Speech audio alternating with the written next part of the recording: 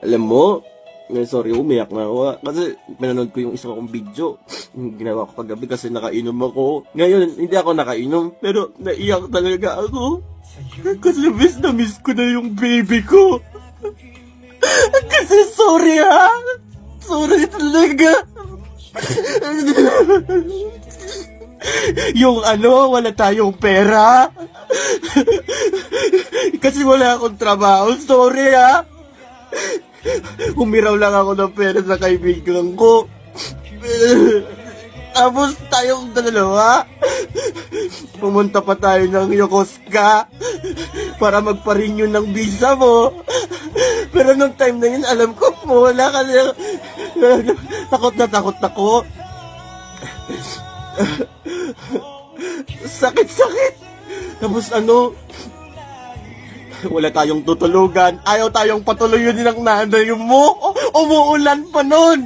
Umuulan. Hindi man lang kita maprotektahan. Dala-dala natin yung maleta natin, mga damit mo. Kukunin pa natin sa kanila. Hindi. Yung mama mo. Hindi tayo pinatulog. Nagtitipid tayo nun. 2 lapad lang yung pera natin. Siyempre, pag nag-hotel tayo sa matutulog, wala tayong pera. Tapos stress na stress ako dun sa ating dalawa. Tapos sa parking lot na lang sana tayo matutulog kasi malamig. Tapos umuulan. Ang dami nating mga gamit na dala.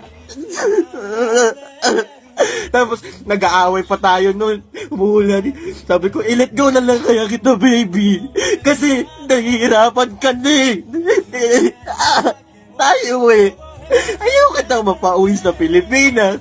Ayaw sa atin ng parents mo.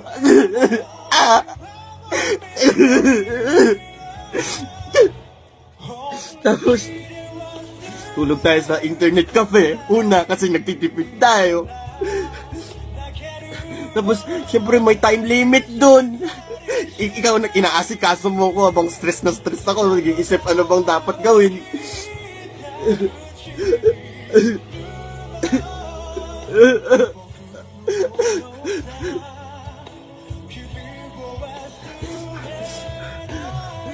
Tapos,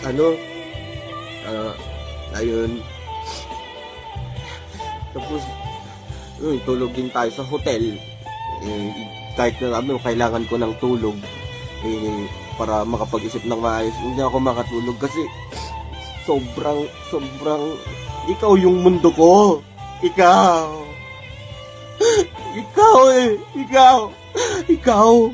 ha. Ikaw Tapos nung time na yun, pinipilit ko ring matulog, ako rin, pero mo